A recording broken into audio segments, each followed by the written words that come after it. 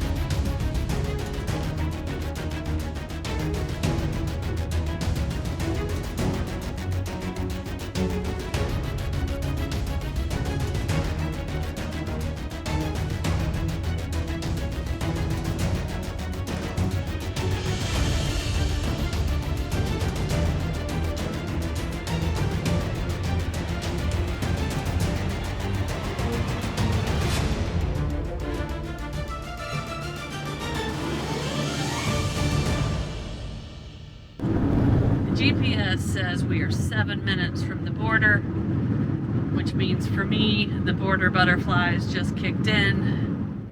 Speed zone ahead. Here we go, guys.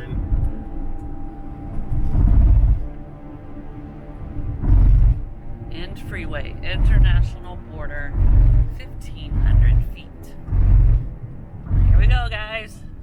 And I can just remember as we were working our way down the coast of Southern California, we were nervous, and we were talking about that this was our first big international border crossing, and one that would take us out of the United States for many years to come. Yeah, it wasn't a short vacation.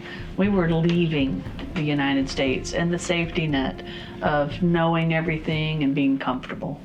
And the border between Mexico and the United States is infamous. And it was as prepared as we were approaching the border. Oh, my stomach started knotting up right away. That was the first time we experienced the real border butterflies, but you're approaching this border, and this border is very technology driven and big and formal, and they aren't all that way as the journey carries on, but you're on this major 4, 8, or 10 lane interstate kind of, and leaving San Diego headed south, and you start to see all the signs, and then you're at a point of no turning back, and you pull up and you don't know where to go. You get in this lane. They immediately said you're in the wrong lane and sent us to another lane. I can just remember the sound of the rumble strips. Yeah. Boom, boom, boom, boom, boom, boom, boom, as we approach. But here's the thing. There's a thing of media versus reality, and there is so much media attention on this border, on how dangerous Mexico is. Are there the cartels, the trafficking, the smuggling, the violence, getting the crime, kidnapped. all this stuff is just almost like part of the U.S. culture in terms of how people think about traveling to Mexico. In fact, a lot of our family and friends that we saw along the way asked specifically, are you taking your guns? Well, the reality is you can't take guns into another country. But that was kind of some of the stuff that was built up as we're coming to the border. Yeah. I truly think a lot of people that we told we were going on this journey thought we were, going to get maybe killed, kidnapped, hurt, robbed. And that is all media driven. All media driven. Yeah. And we hoped that, thought that. A lot of our experiences from other travel kind of led us to believe that a lot of that drama was overstated. But Yeah, you don't, don't know. So you have that fear of the unknown, the uncertainty. And as we were getting closer, you could start to see the big, the border and the Mexican flags in the distance. And me and you were just silent. At that point, like the last 2 or 3 minutes as we were approaching the actual border, it went quiet in the van and you could just feel it. It was heavy. Well, we pulled up there and we're waiting our turn and we're inching forward and, I'm like, Snow, do we have this? And do we have that? And do we have that? And in the end of the day, you're really at the mercy of the agent. And so we had all these kind of things circling through our mind. And as we pulled up to the gate, we showed him our passports, and then we pulled forward to the next station and they said, Snow, you need to get out of the van and take your passport and take your phone. Yeah, so here's kind of what happened. Pulled up to station 1, they took a look at our van. We now know that it was because we had so much stuff in the van. They were routing us to the X-ray line, which in hindsight was a good thing, rather than everything having to be taken out of the van. But we didn't understand what was happening when they're like, not this line, you go over there to a special line. And we kind of felt like we were getting singled out. So, and also guys, they speak Spanish. A few of them at the border do speak English, but their language is Spanish. And something we did that made me crazy is we crossed off into Mexico on this journey not speaking Spanish. So that's also layered into this, but we get to this other line and we don't know why we're there. We don't know we're in the X-ray line. We didn't even know X-rays of vehicles were a thing at borders. But then they just immediately come up and point at me and are telling me to get out. So we got separated. And I went to take stuff with me, and no, the only thing I could take with me, passport and phone. I had to leave everything else with Curt. And we didn't understand what was going on. It was very scary. Well, and if you guys have been listening, then Snow was the expert in all the documentation, the folder system, all that stuff. So anyway, it was just a moment of uncertainty, nervousness, anxiousness, that really, no matter how we prepared and how many borders we did this, we felt at every single border. But we did make it through the border pretty cleanly. Yeah. And to be honest with you, the Mexican government, the border was very nice, very professional. And it was probably, minus crossing into the United States, was probably one of the easiest borders that we've ever crossed. Well, and to explain, not to just leave it hanging out there, after this was over, we know why we got separated. Now, again, you don't know this is happening, and it makes it all very anxiety driven. But Curt was taking the van through the X-ray, and only limited amount of people are allowed back in the X-ray section for the radiation safety. Now, of course, we didn't understand that, and they had this nice little sidewalk for me to walk on, and I sat over there with everyone else that was waiting in some little chairs in a covered area. And but it was very intimidating at the time until you kind of piece the pieces together a little bit later. But now we know it was nothing to be afraid of. But it wasn't that at that time, was it? Well, no, and even though we kind of made it through the border without a hitch, we slapped high fives, we were on the journey and we were excited. We were in Mexico! But as we pulled away from the border, we kind of went parallel to the border itself. So as we drove on this, I believe it was sort of a major road, as we drove by, we could look off and we could see the border wall. And there was this big concrete section, maybe a viaduct, maybe a barrier, a no man's land, not sure what, but you could see activity where it looked like people were moving towards there, moving away from there. And this was for miles. There was police pulled over, and so the image of that was consistent with the images that we heard from the media and from all these stories. And the fear and anxiety kind of, even though we got over that first hurdle, kind of came back, right, guys? And then I took a wrong turn. Now I think Snow, if I look back at it, I think Snow said you took a wrong turn. The Google quickly adjusted, and we were off all of a sudden on this crazy bumpy road through sort of shabby housing, and it got really intense and really nerve-wracking, not only for Snow, but for me as well. Yeah. Well, a couple of things. The anxiety from crossing the border went away for about 10 seconds. And then it came back as we were driving along the border, and that image will be branded in my brain forever. But it came back tenfold because the traffic was heavy. The traffic laws apparently seemed to be a little bit different. The way people drove, it was a bit aggressive. Curt had already told you we could see, the border protection zone and the police. But on top of that, we can't read the signs, so because they're in Spanish. And so the anxiety just grew and grew and grew.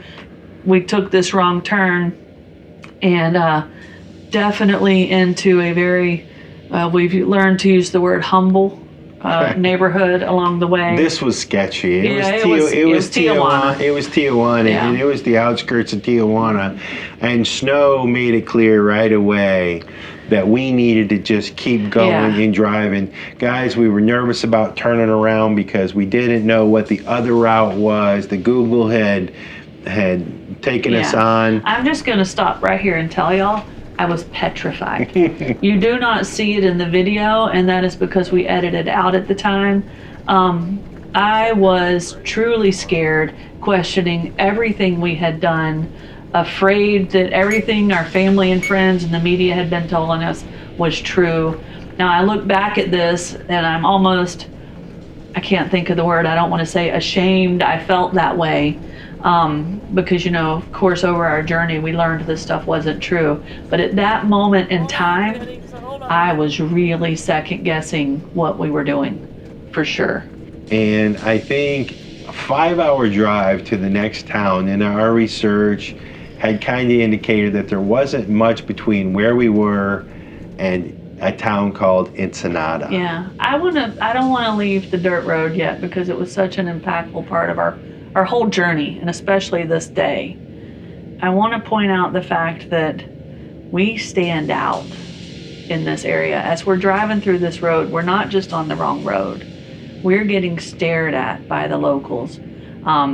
For sure, and that wasn't our imagination. We were not where we were supposed to be. That was clear. And some people might would have wanted to stop and ask for directions. And two things: one, I'll go back to that we couldn't speak the language, and two, there is no way I was letting Curt slow that van down. And that was probably only about 20 or 30 minutes that we were on that road. It felt like hours. And finally, we got ourselves back on what I would call an interstate that drove us down along the coast. But I didn't want to leave that yet. That was a very impactful 30 minutes for me.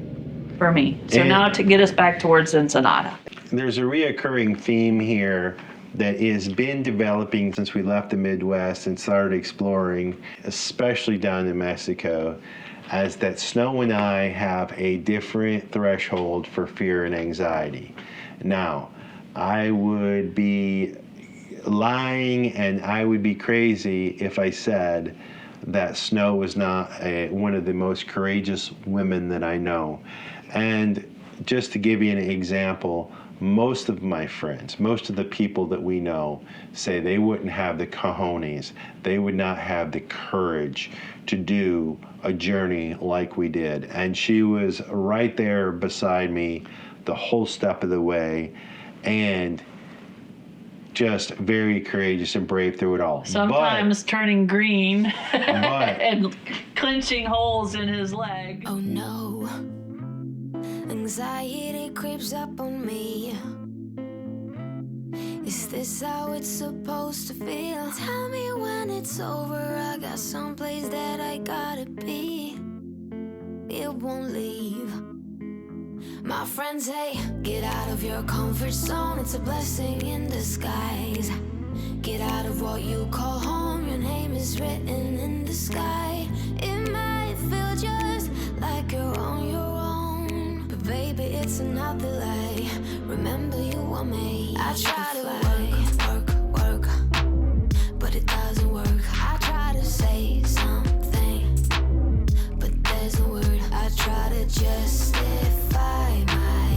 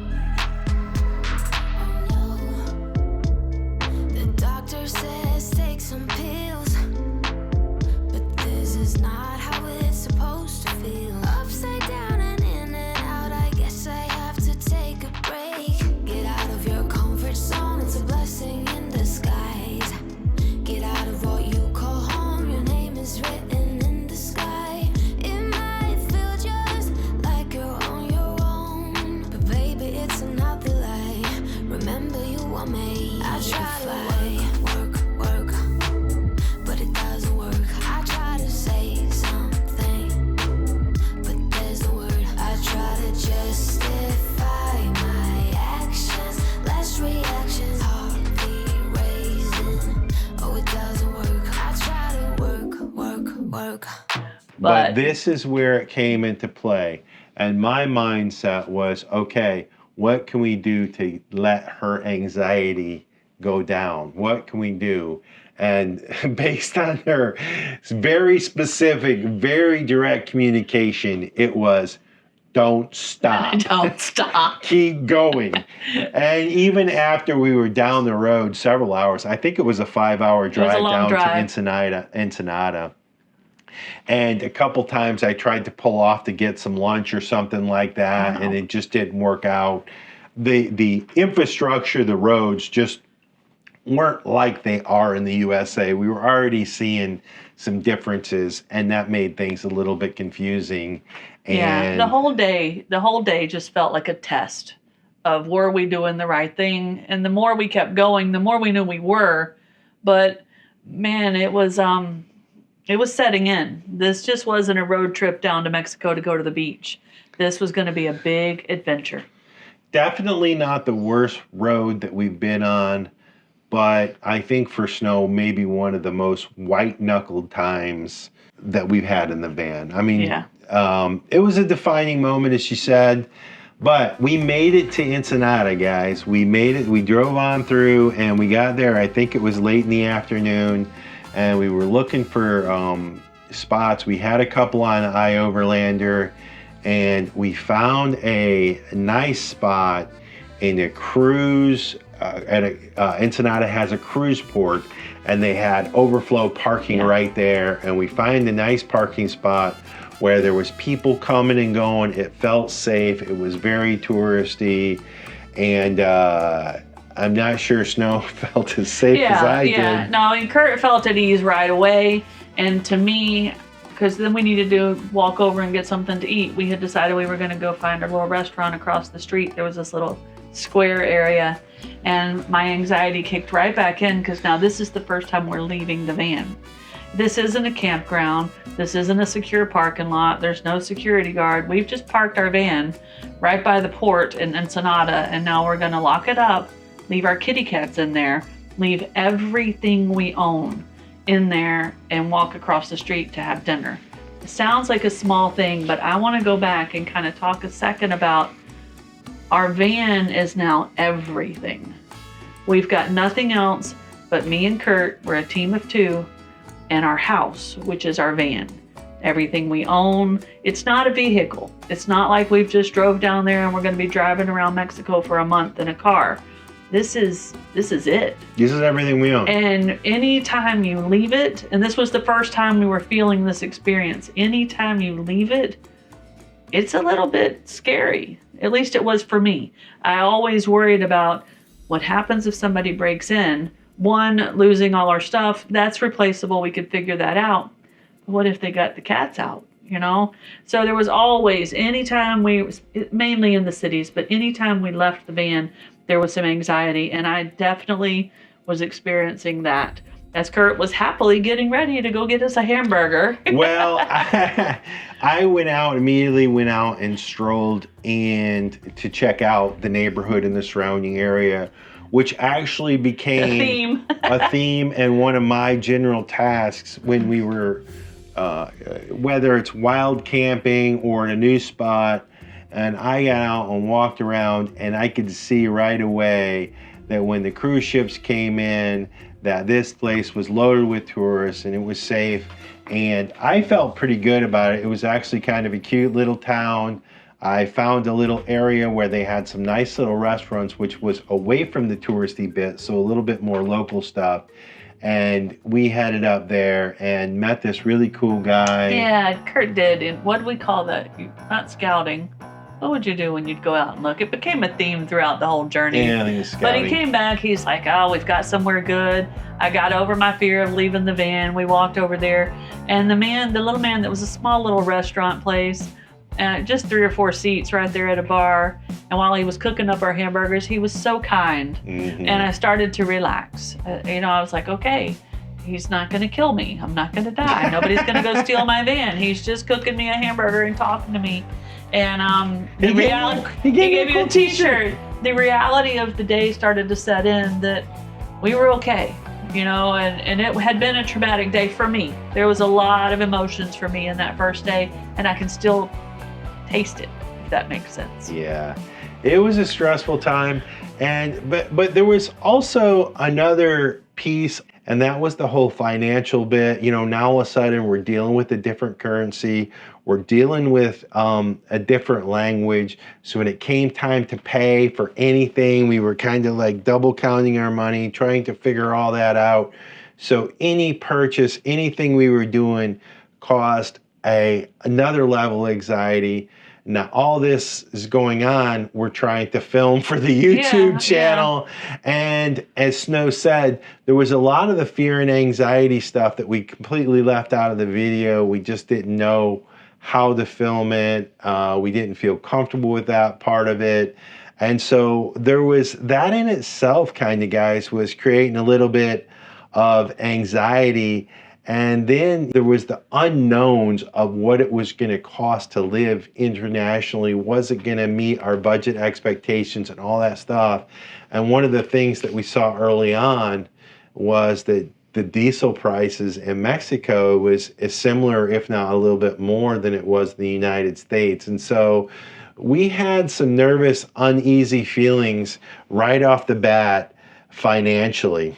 But if we look back at that whole, really, it was the first day, guys, in Mexico. That's day one. And if we look at that, I think the transition was meeting that guy and being kind. And we had a good night's rest. We felt safe. We slept good.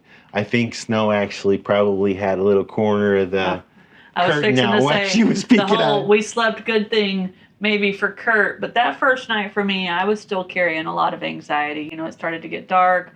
You'd hear every little noise. It took a long time before I would not peek out of my little curtain out my bedroom window at night.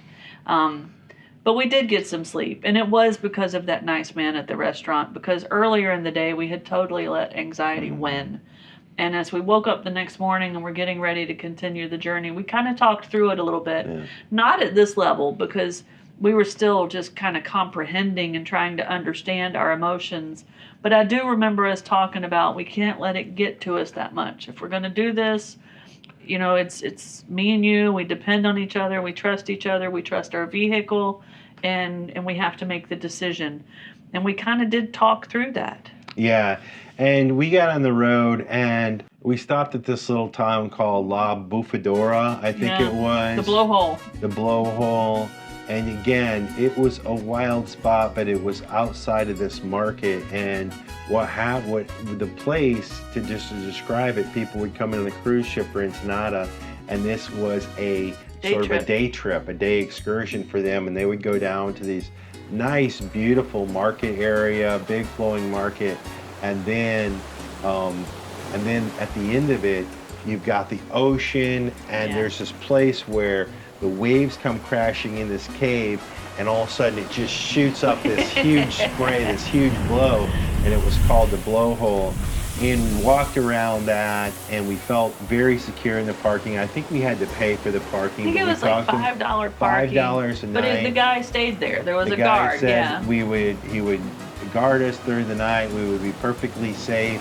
We had our first tacos. Oh yeah, overlooking the beautiful ocean, and it was kind of falling in place. And so we kind of decided that. Well, the reality is we were moving away from the border area. And the border area is known as the most sketchy, kind of the most dangerous part. This is something we learned fast forward through the whole journey. This is almost every border. Anytime you get close to the border, that's where the sketchiness and the scammers and everything kind of seem to come out. We didn't know this at the time, but the farther we got away from Tijuana, the better it started to feel. And you're right, it was starting to relax. But well, we got down the road and we went to that fish camp that was kind of isolated. And now as you drive down, there's a main road, but then to get to the beach, you have to take these sort of... It was through the strawberry farms. Rough, muddy dirt, gravel roads or whatever. There's nothing paved about them. And you go over towards the coast, a long little drive. We did go through the strawberry fields. farms, yeah. And you're starting to be able to see into the local rural culture a little bit, which we weren't stopping and getting involved with it, but driving through it, you almost feel like you're intimately driving into these little rural towns because you see everything so well. And we know now that's because in Latin America and in Africa, everything happens on the road. Yeah. So as you're driving down, you're really seeing everything in these rural bits of these countries. But we got to this little fishing village and we parked out right, beautiful view, all by ourselves, out by the ocean, just an amazing, stunning view. From there, we were able to watch the local fishermen. We were actually parked in somebody's yard. So again, we paid him, I don't know whether it was $5 or $10 a night, secured parking at our own ideal spot, almost an abandoned fishing village. Beautiful spot. I got to stroll out, crawl on the rocks. Yeah. There was guys out there snorkeling, catching lobsters, guys on the shore catching fish. And they would all, on a given day, come over to the van and say, can we sell you some lobster? Can we sell you some fish? Curt made us some lobster mac and cheese that was delicious.